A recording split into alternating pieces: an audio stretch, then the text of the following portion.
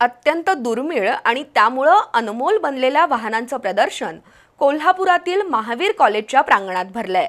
1948 पासून ते 1992 पर्यंतची अनेक दुचाकी चारचाकी वाहनं या प्रदर्शनात पाहायला मिळतात।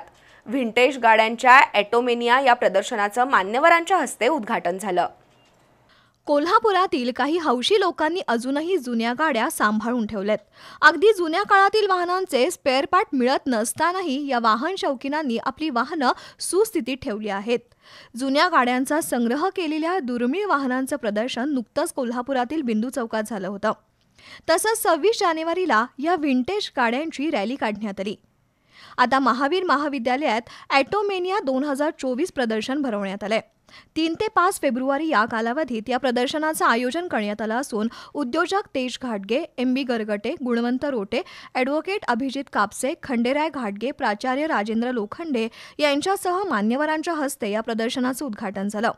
ऑटोमोबाईल क्षेत्रात करिअरची उत्तम संधी असल्याचं मत प्राचार्य राजेंद्र लोखंडे यांनी व्यक्त केलं, तर एम बी गरगटे यांच्या हस्ते उद्योजक तेज घाटगे यांचा सन्मान करण्यात आला।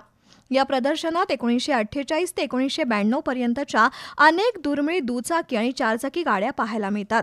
त्यामध्ये सायकलपासून ते Bullet, Lakshmi, Lambretta scooter, Bajaj, Vespa कंपनीच्या स्कूटर, BMW, नार्टन अशा कंपनींच्या बुलेट लक्ष वेधून घेत आहेत।